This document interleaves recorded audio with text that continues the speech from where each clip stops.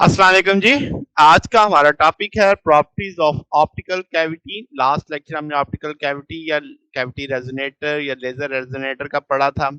तो आज हम उसकी प्रॉपर्टीज देखेंगे, उसकी टाइप्स देखेंगे। इसको कॉन्फ़िगरेशन भी कहते हैं, कैविटी कॉन्फ़िगरेशन के तौर पे भी बुक्स में लिखा होता है। तो जनाब शुरू करते हैं प्रॉपर्टीज ऑफ ऑप्टिकल कैविटी।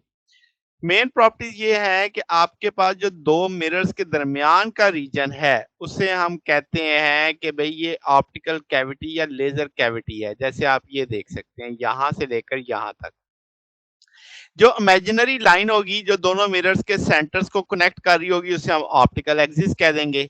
और ये ऑप्टिकल एक्सिस आपकी ऑप्टिकल एक्टिविटी का बिल्कुल सेंटर होता है, जैसे आप इस जगह पे भी देख रहे हैं। दो मुख्तलिफ तरह के मिरर इस्तेमाल किए जाएंगे कैविटी में, जो उनकी मुख्तलिफ लेंथ होंगी मिरर से। आगे आज के इसी में ये जो मुख्तलिफ तरह के मिरर्स हैं यही चीज हमें डिफाइन करवाएगी टाइप्स ऑफ लेजर रेजोनेटर को। फिर जो बीम डायामीटर है वो एक लिमिटिंग फैक्टर होता है लेजर कैविटी में, जिसे हम अपर्चर कहेंगे। जो अपर्चर है वो मालूम किया जा सकता है किससे, कि डायामीटर एक्टिव मीडियम का कितना है। और कुछ यानी लेजर्स के अंदर एक पिन होल इंसर्ट किया जाता है लेजर कैविटी में। अब जितने भी दफा लेजर बीम पास करेगी इस लिमिटिंग अपर्चर से वो डाइफ्रैक्ट होगी। अब आपके पास इसका मतलब ये मुमकिन नहीं है कि अपर्चर को बढ़ाया जाए ताकि डाइफ्रैक्शन को कम किया जा सके। ये एक प्रॉब्लम है यानी कि आपके पास। फिर ऑप्टिकल स्पेसिफिक आपके पास जो ऑप्टिकल कैविटी है वो डिटरमिन की जाती है किससे, एक्टिव मीडियम से, ऑप्टिकल पावर से और स्पेसिफिक एप्लीकेशन से उसकी। अब जितनी भी रेडिएशन एमिट होंगी जो आउटपुट कपलर से होती है वो लॉसेस कहलाती हैं इनसाइड द ऑप्टिकल कैविटी, यानी जो हमारी यहाँ से निकल जाएंगी बाहर कहीं। तो वो जो गेन है एक्टिव मीडियम का वो ओवरकम करना चाहिए इस लॉसेस से, यानी आउटपुट हमारी ज्यादा होनी चाहिए इन लॉसेस से, सादा सी बात है। तो जो ऑप्टिकल कैविटी के अंदर लॉसेस हो रहे हैं वो किस वजह से हो सकते हैं, उनकी एक मेजर वजह मिस अलाइनमेंट ऑफ मिरर होती है।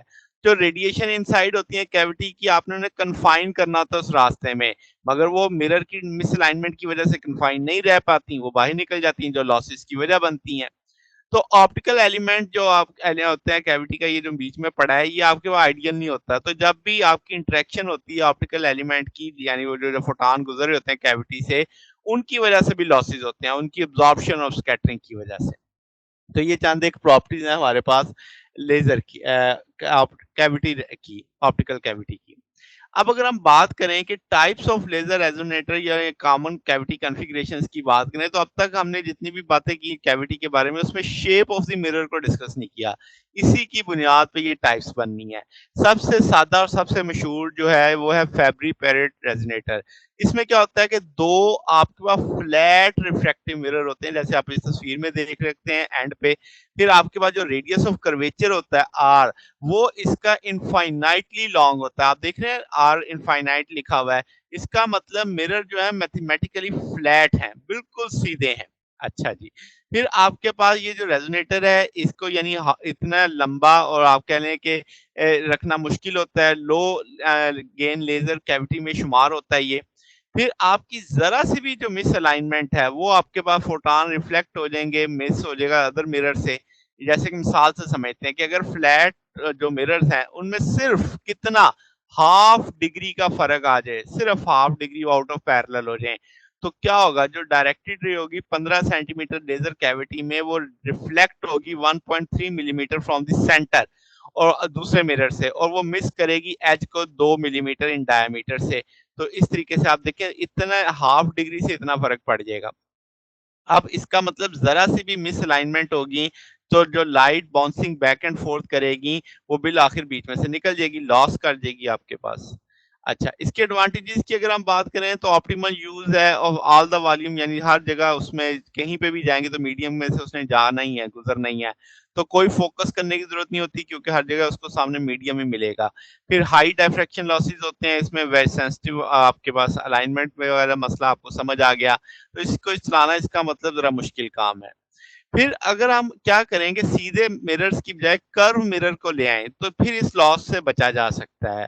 तो अब आपके वहां आने वाली तस्वीरों में आप देखेंगे कि जो लाइट रे है और जब आप उसकी फोकसिंग पावर कर्व मिरर पे करेंगे तो वो वापस आएगी उसी कैविटी के अंदर। तो अगरचे वो अलाइन ना भी हो मगर वो फिर भी वो रेजोनेटर एक्सिस के लाइन है भी है, मगर फिर भी वो कैविटी के अंदर ही रहेगी।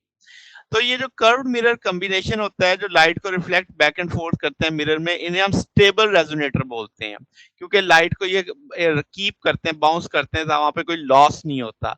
मगर जितने भी स्टेबल रेज़ोनेटर हैं, उनका लो गेन लेज़र होता है, मगर कुछ डिज़ाइन्स में बेहतरी करके इनके गेन को बढ़ाया जा सकता है।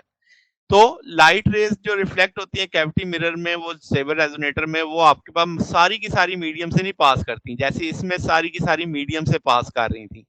तो इसका मतलब ये होगा कि वो सारी एनर्जी कलेक्ट नहीं कर पाएँगी। ये एक तरह से कह लें एक इसका ड्रॉबैक है। अब इसकी जो मुख्तलिफ टाइप्स हैं वो देखते हैं। सबसे पहले इसमें कॉन्फोकल कैविटी आ जाती है, जिसे आप इस मटीरियल में देख रहे हैं। तो इसमें 2 स्फेरिकल मिरर हैं, उनके रेडियाई इक्वल हैं, जैसे आप देख सकते हैं कि आपके कर्वेचर जो है, रेडियाई ऑफ कर्वेचर है, सेम लेंथ के हैं, इसका भी एल है, इसका भी एल है। तो ऑप्टिकल पास यानी 2 मिरर्स के बीच में ही आ जाता है, तो बीम जो होगी आपके पास स्फेरिकल मिरर की, वो मिनिमम होगी दरमियान में, मिड में, जैसे आप इस जगह पे देख सकते हैं ना। तो अब आपके पास मिड डिस्टेंस है, यानी दोनों मिरर्स के जो दरमियान में, वहां पे उसकी वैल्यू कम होगी। इस पॉइंट को हम अक्सर क्या कहते हैं, वेस्ट ऑफ द बीम। ये जो आप पॉइंट देख रहे हैं इस जगह पे, तो एडवांटेज इसका क्या है कि आपके पास सेंसिटिविटी इसमें इतनी नहीं है, अलाइनमेंट जैसे भी आपकी बिगड़ेगी तो फिर भी इतना फर्क नहीं पड़ेगा। लो डायफ्रेक्शन लॉसेस हो जाएंगे, हाई फोकसिंग आपको जरूरत नहीं पड़ेगी, मीडियम यूज ऑफ वॉल्यूम यानी आपके पास इसमें इस्तेमाल हो रहा होगा, मैक्सिमम वॉल्यूम इस्तेमाल नहीं हो रहा होगा। फिर अगली जो कैविटी है वो है स्फेरिकल रेजोनेटर। इसमें भी 2 मिरर हैं इक्वल रेडियाई ऑफ कर्वेचर के, जैसे आप देखो आर एल बाई टू है, L by two, R one भी एल बाई टू है, आर टू भी एल बाई टू है, half length of the cavity. तो इसका मतलब ये हुआ कि आप कैविटी की जो स्पेसिफिक वेस्ट है वो mid point of the laser होगी, जैसे आप इस तस्वीर में देख सकते हैं। तो आपके पास बहुत लो सेंसिटिविटी होती है मिस अलाइनमेंट में, यानी कोई फर्क नहीं पड़ता अलाइनमेंट के बिगड़ने से, लो डायफ्रेक्शन लॉसेस होते हैं, मगर आप वॉल्यूम बेहद कम इस्तेमाल कर रहे हैं अपना, ठीक है, जो आपके पास एक्टिव मीडियम का है, और मैक्सिमम फोकसिंग यानी आपको चाहिए इनसाइड द ऑप्टिकल कैविटी के लिए। फिर इसके बाद जो चीज आती है हमारे पास वो है हेमिस्फेरिकल कैविटी। अब इसमें क्या है जनाब कि एक मिरर का रेडियस ऑफ कर्वेचर कैविटी की लेंथ जितना होता है, जबकि दूसरे वाला आपका फ्लैट होता है, यानी उसका इंफिनिटी होता है, जैसे आप यहाँ पे देख रहे हैं। अब आपके पास इसमें अगर आप ऑब्जर्व करें तो आपकी लो सेंसिटिविटी वाला इतना मामला नहीं होगा, डायफ्रेक्शन लॉसेस भी इसमें कम होंगे। फिर कनकेव कन्वेक्स रेजोनेटर है, जैसे आप इस जगह पे देख सकते हैं। अब इसमें कनकेव मिरर होगा जिसका जो रेडियस होगा वो लेंथ ऑफ कैविटी जितना होगा, यानी आपके पास ये ग्रेटर देन या उस जितना ही आएगा तकरीबन।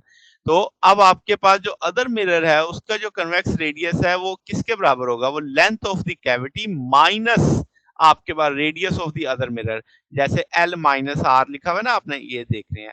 तो ये जनाब इसका रेडियस ऑफ कर्वेचर होगा। अब ये एक तरह का और यानी आपके पास रेजोनेटर होता है। हर एक के मुख्तलिफ एडवांटेज डिसएडवांटेज हैं। तो जो लो गेन लेज़र है वहाँ पे हमें हाइली रिफ्रैक्टिव मिरर्स चाहिए होंगे, जो लो कैविटी लॉस को सस्टेन करेंगे ऑसिलेशन को, ताकि लाइट आपकी 20 टाइम भी अगर रिफ्लेक्ट होती है छोड़ने से पहले तो वो उसी के अंदर ही रहे। अब हाई गेन लेज़र्स के अंदर क्या होता है, लेस रिफ्रैक्टिव मिरर्स होते हैं ताकि एवरी फोटॉन भी रिफ्लेक्ट करे, चंद टाइम के बाद वो वहाँ से निकल जाए। अब क्या है कि जनाब ये सारी के सारे जो बड़ी लेज़र्स हैं वहाँ पे ये काम नहीं हो रहा होता। ये सिंपली यानी आप कह लो कि आप कह लो सेमीकंडक्टर लेज़र के लिए या वेरी स्मॉल या हाई गेन के लिए हम इसको इस्तेमाल कर रहे होते हैं, देख रहे होते हैं इन सारे ऊपर जो पढ़ के आए हैं। अब इसके मुकाबले पे एक और चीज़ है, अनस्टेबल रेज़ोनेटर। ये लाइट को कलेक्ट करता है ऐसे रीजन से जहाँ पे लाइट रे ड्रिफ्ट करती है, यानी आपकी ये ड्रिफ्ट कर रहा है जैसे यहाँ पे। तो कैविटी अनस्टेबल होती है, तो आपकी जो लाइट रे ड्रिफ्ट करती है साइड से वो लीक भी कर जाती है, जैसे ये आपको लीक करती हुई दिखाई दे रही है। तो आपके पास जो लॉसेस हैं वो एक्सेप्टेबल होते हैं हाई गेन लेज़र्स के अंदर, क्योंकि वहाँ पे ऑफसेट कलेक्शन जो लाइट की होती है मीडियम से या वहाँ पे होती है। तो ये रीजन होता है कि आपके पास डिफरेंस होता है कि लाइट को आपको जरूरत नहीं होती बहुत सारे चक्कर दिलवाने की, जो अब हम कैविटी मिरर्स की बात कर रहे होते हैं हाई गेन लेजर के अंदर, या लो गेन के मुकाबले पे। अब अगर हम बात करें जो सबसे पहले हमने देखा था, जिसे हमने प्लेन पैरेलल या फैब्रिकेटेड मिरर कहा था, वो अब ना स्टेबल है ना वो अनस्टेबल है, क्योंकि ना वो फोकस यूज करता है ना वो डाइवर्ज ऑफ लाइट यूज करता है। तो इसलिए वो दरमियान में हम उसे कहते हैं कि ना वो स्टेबल है ना वो अनस्टेबल है। तो ये जनाब हमारे पास आज का टॉपिक था। अगर आपको इसमें कोई बात पूछनी हो, डाउट हो, तो नीचे कमेंट्स में पूछ सकते हैं। वीडियो अच्छी लगी हो तो वीडियो को लाइक कीजिएगा, दोस्तों के साथ शेयर कीजिएगा, चैनल को सब्सक्राइब कर दीजिएगा। अब तक के लिए इतना ही, बकिया इंशाल्लाह फिर नेक्स्ट देखेंगे। ओके, अल्लाह हाफिज।